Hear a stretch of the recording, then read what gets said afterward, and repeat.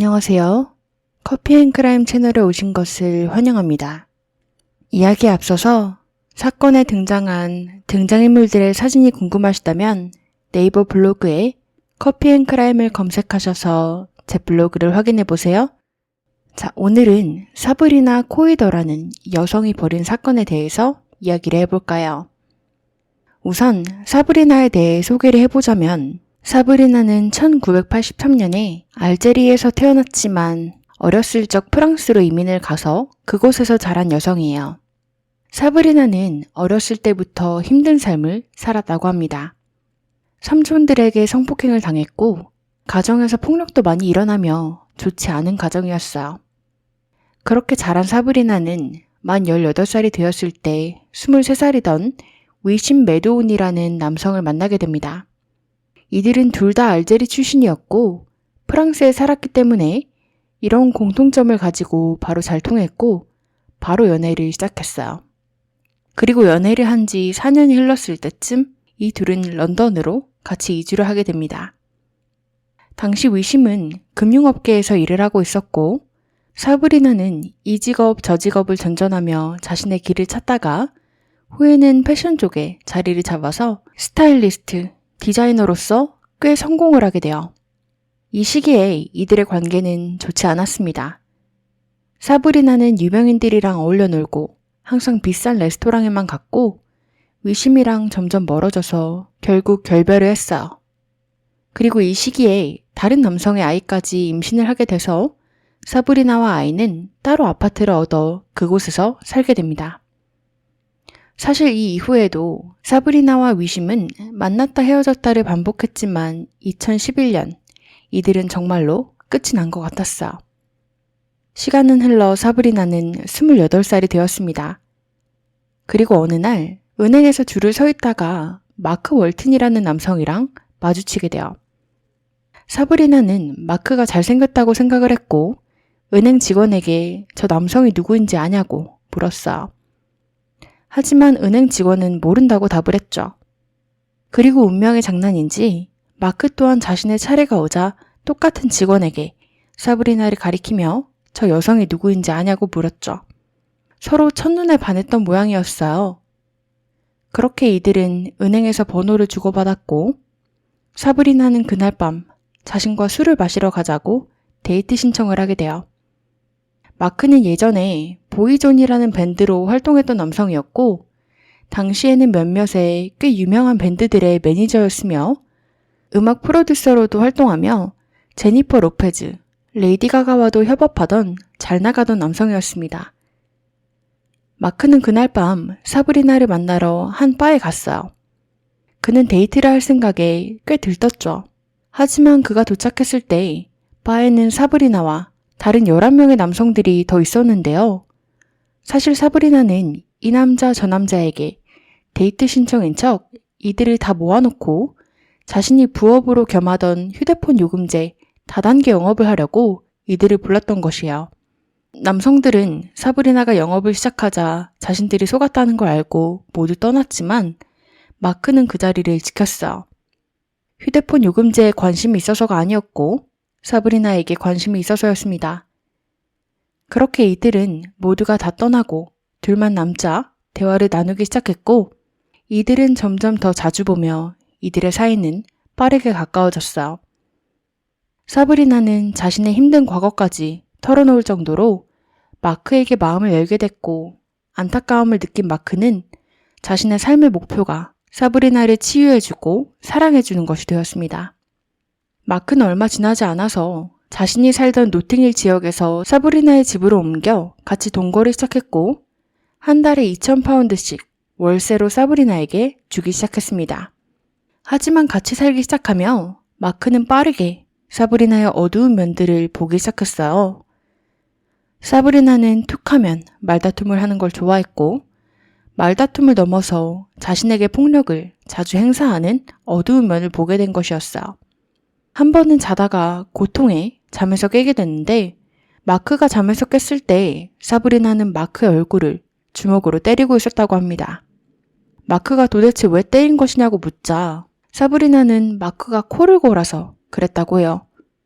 이 일로 마크는 얼굴에 멍을 몇 주간이나 달고 다녀야 했대요. 한 번은 싸움 중에 재떨이를 마크의 머리를 향해서 던진 적도 있었죠. 뿐만 아니라 사브리나는 질투도 굉장히 심해서 유모를 4번이나 바꾼 상태였습니다. 그 이유는 사브리나의 유모들이 마크와 바람을 피고 있다고 믿어서였죠. 사실은 아무 일도 없었는데 말이에요. 그렇게 사브리나는 이들을 해고하고 고용하기를 반복할 뿐만 아니라 의심병이 더 깊어져서 결국 집 내부에 감시 카메라를 설치하고 마크를 본격적으로 감시하기 시작했습니다. 하지만 감시 카메라로 감시를 하는데도 사브리나는 마크가 계속해서 바람을 피고 있을 것이라고 확신을 했어요.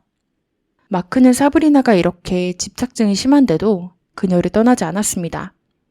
예전에 겪은 정신적 고통과 트라우마 때문에 그러는 것이라고 믿었고 그녀를 치유할 수 있다고 믿었어요. 그리고 이 시기에 사브리나는 마크의 아이를 임신하게 됩니다. 마크는 날아갈 것처럼 기뻤어요. 병원 예약에도 다 따라가며 아이가 자라는 것을 다 확인하고 싶고 좋은 아빠가 되겠다고 다짐했죠. 그러던 어느 날 사브리나는 자신의 엄마가 아프다는 소식을 듣고 파리에 급하게 가봐야 될 것 같다고 마크에게 말을 하게 돼요. 그리고 2주 후에 사브리나는 마크에게 전화를 해서 정말 아무렇지 않게 아이를 유산했다고 말을 하게 되죠. 마크는 이 소식에 마음이 무너졌습니다. 마크는 아기 때문에 슬픈 것뿐만 아니라 사브리나가 너무 걱정이 되었어요.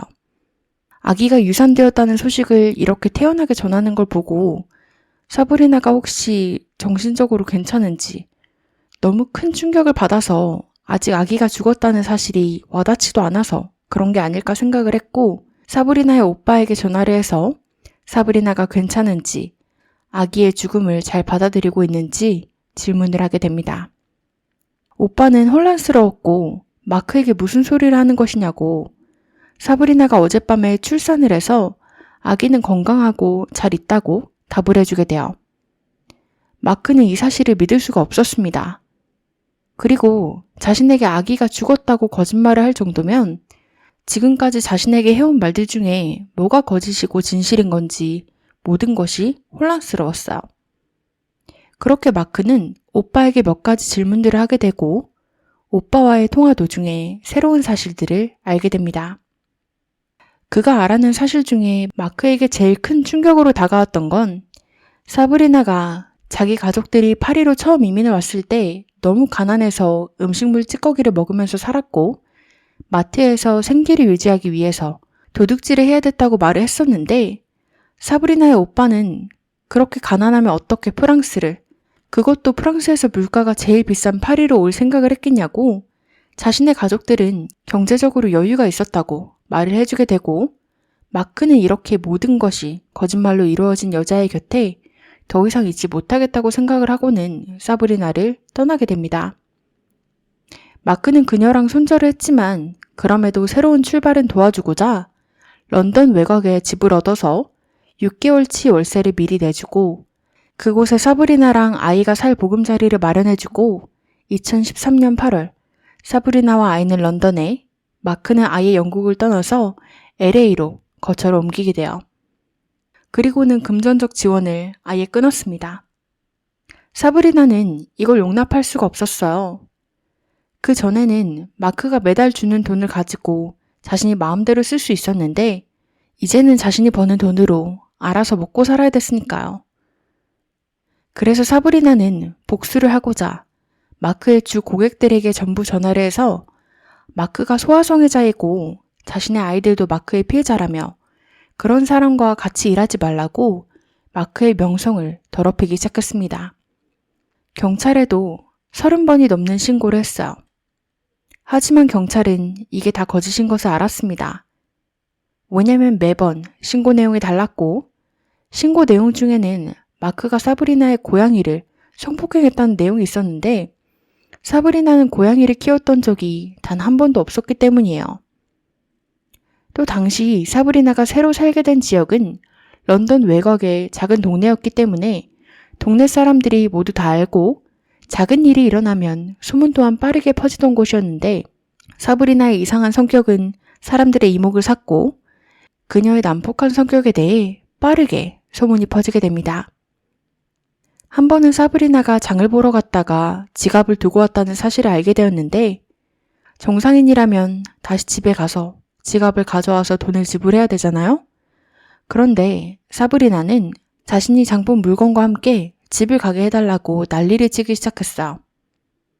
뿐만 아니라 사브리나 본인이 경찰을 직접 부르기도 했죠.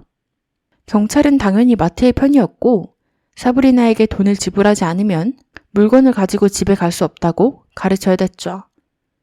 이뿐만 아니라 주차도 이상하게 해서 사람들의 불편을 샀고 쓰레기를 항상 길가에 내놓는다거나 노인들과도 자주 싸우고 월세도 항상 밀리기 시작했습니다. 이웃들에게는 사브리나가 굉장히 큰 골칫거리였어. 시간은 2016년이 되었고 사브리나는 전 남자친구인 위심과 연락을 다시 시작했습니다. 이들은 얼마 가지 않아 동거를 시작했고 위심은 사브리나의 집에 들어와서 사브리나와 두 아이와 같이 살기 시작했습니다. 위심은 이때 금융 쪽에서 일하는 것뿐만 아니라 프랑스에도 집 2채를 소유하고 있었고 재정적으로 훨씬 더 성장해 있었어요.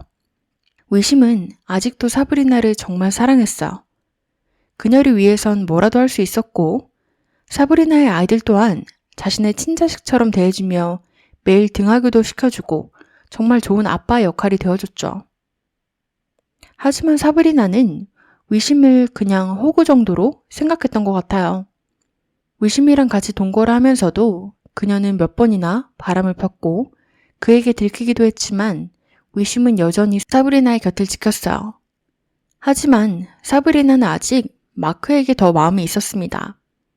마크에 대한 집착은 더 심해져서 사브리나는 마크의 사진을 프린트해서 동네 가게를 돌아다니며 그의 사진을 보여주고는 그를 본 적이 있냐고 물었고 그를 봤다면 경찰에 즉시 신고해달라고 그가 자신의 아이들을 성폭행했다며 부탁을 하고 다니기 시작했어.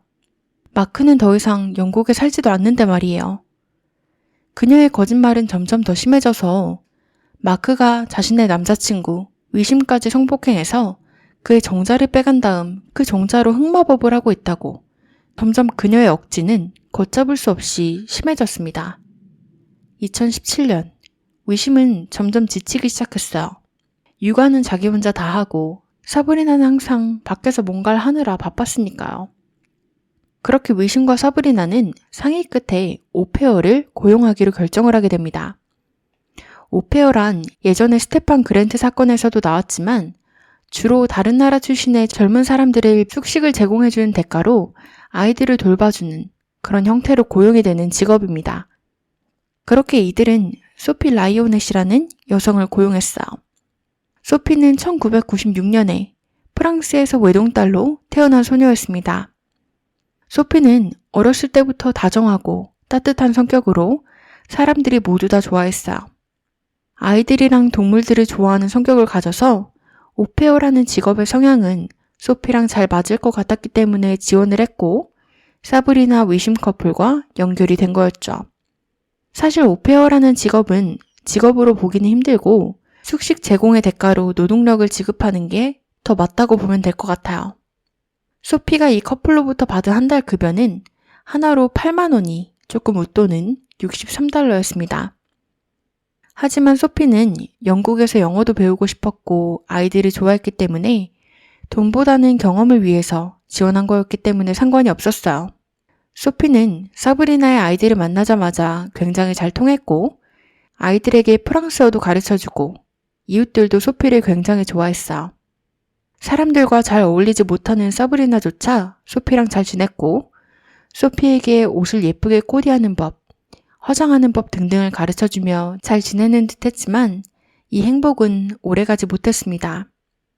사브리나는 소피에게 일을 시키는 게 적응돼서 일하는 시간을 점점 늘렸고 소피는 한 달에 8만 원을 벌며 주 80시간씩 일하기 시작했어요. 그리고 사브리나는 아예 자신의 아이들을 돌보는 걸 멈췄고 아이들은 100% 소피의 몫이 되었습니다. 소피는 너무 힘들어서 안 피던 담배까지 피기 시작했어요.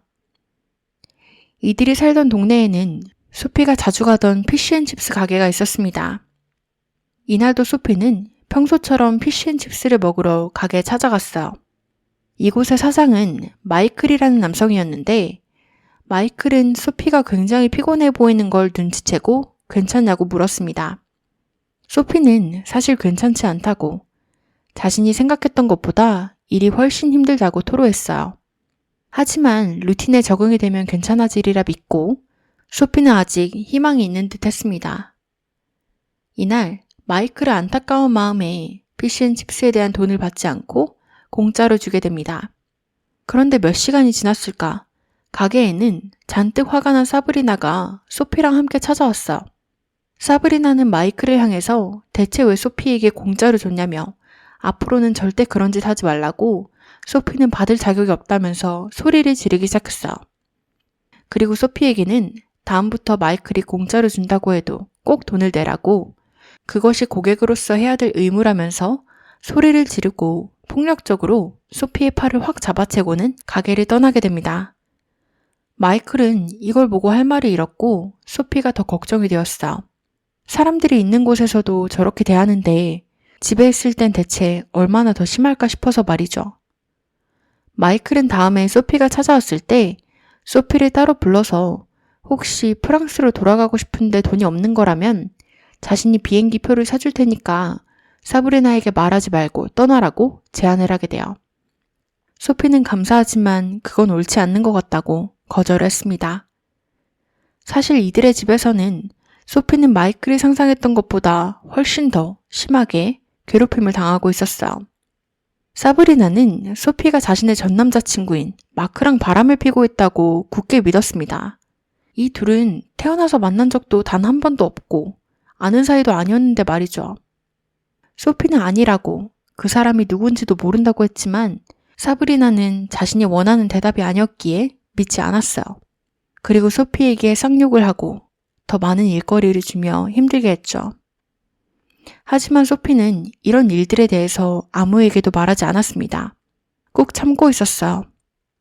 그러던 어느 날 소피는 엄마에게 무슨 일이 일어났는지에 대한 말은 하지 않고 프랑스로 돌아가고 싶다고, 떠날 것이라고 말을 하게 돼요. 그래서 소피의 엄마는 비행기표를 사줬어요. 하지만 소피는 이 비행기표를 받지 못했습니다. 왜냐면 비행기표가 우편으로 도착했는데 이것은 사브리나가 먼저 발견을 했고 이걸 발견하자마자 바로 찢어버렸기 때문이에요.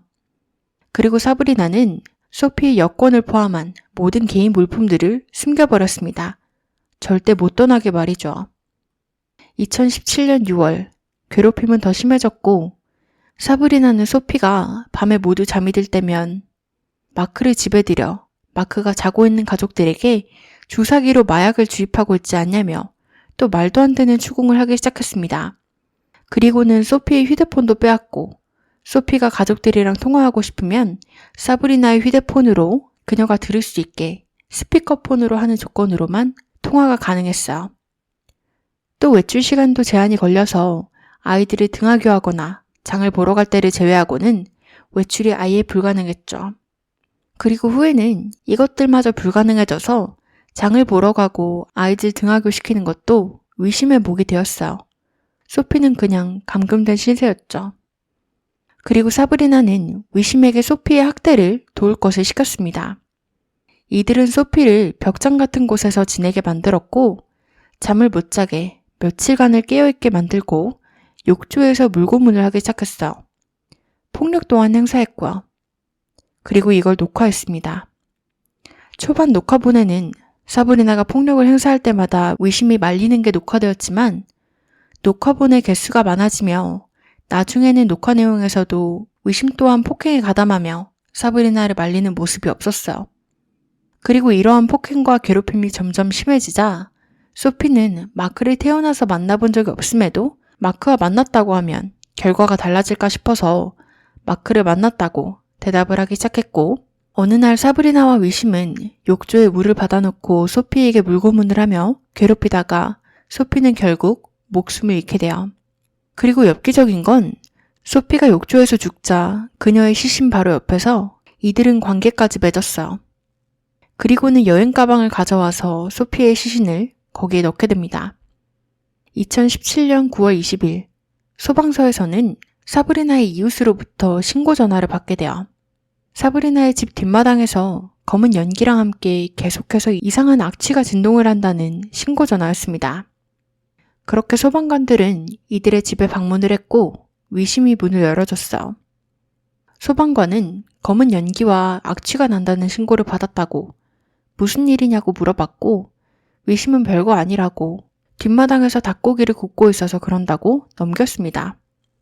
하지만 위심의 뒤에서 검은 연기가 치솟고 있는 걸 소방관이 목격하게 됐고 뒷마당으로 같이 나가보게 돼요. 하지만 사실 이들은 그들이 주장한 것처럼 닭고기를 실제로 굽고 있었습니다. 하지만 불은 닭고기를 굽는 그릴에서 났던 게 아닌 닭고기 옆에 모닥불을 피워놓은 곳에서 나고 있었는데요. 불길은 걷잡을 수가 없었어요. 그래서 소방관은 이대로 둘 수 없으니 불을 껐고 그 과정에서 사람의 손가락과 코 등등 유해를 발견하게 됩니다. 소방관은 이게 뭐냐고 물었고 이들은 양고기를 구워서 그런 거라고 또 넘기려고 했지만 소방관이 더 자세히 들여다보는 과정에서 안경, 액세서리 등등까지 나왔기 때문에 이건 거짓말인 게 100% 확실했어요. 소방팀들은 빠르게 경찰을 불렀고 경찰은 유해를 수거해 갔습니다. 그리고 이 유해의 주인이 소피라는 것이 발견되었죠. 사인은 목졸림, 익사, 머리에 가해진 강한 충격이라고 밝혀졌어요. 그리고 경찰은 소피의 방을 조사하며 그녀가 얼마나 열악한 환경에서 지냈는지를 확인할 수 있었고 일기장에서 왜 나한테 이런 일이 벌어지는 걸까? 빨리 도움을 구해야겠다 라는 글들을 보아 지금까지 이 커플이 소피를 얼마나 괴롭혔는지를 추측할 수 있었어요. 하지만 위심은 사브리나는 죄가 없다고 다 자신이 혼자 한 것이라며 그녀를 감쌌습니다. 하지만 그의 주장은 다시 한번 빠르게 바뀌었어요. 위심은 사브리나가 소피를 죽일 동안 자신은 자고 있었다고 주장을 바꿨는데요. 자신이 일어났을 때는 이미 소피가 죽어 있었기 때문에 무슨 일이 일어났는지는 정확히 모른다고 했어요. 사브리나는 위심을 탓했고 위심은 사브리나를 탓했죠. 하지만 휴대폰을 조사하며 문자와 사진, 비디오 기록을 통해서 이 둘 모두 범죄에 동일하게 책임이 있다는 게 밝혀졌습니다. 사브리나는 심신미약을 주장했어요. 하지만 정신과 진단 결과 그녀는 우울증을 제외하고는 다른 정신병이 없다는 걸 확인하고 이 주장은 받아들여지지 않았어요. 2018년 5월 그들의 공동 재판이 열렸습니다. 이들은 재판에서도 서로를 지목하며 자신은 죄가 없다고 주장을 했지만 재판에서는 그들이 녹화했던 모든 비디오들과 사진을 포함한 증거들이 제출되었기 때문에 이들은 둘 다 유죄를 선고받았고 이들에게는 최소 30년 복역 후 가석방 가능성이 있는 무기징역형이 내려지게 됩니다. 이 판결이 나자마자 사브리나는 판사에게 소리를 지르며 이건 불공평하다고 무죄라며 난리를 쳤대요. 사브리나는 후에 소피의 가족들에게 사과를 하는 편지를 썼지만 소피의 가족들은 절대 그들이 용서하지 않을 것이라고 밝혔습니다. 이 모든 사건의 중심이 되었던 마크 또한 이 일로 인해서 굉장한 충격을 받았대요. 여러분들은 이 사건에 대해서 어떻게 생각하시나요? 여러분들의 의견 댓글로 많이 남겨주세요.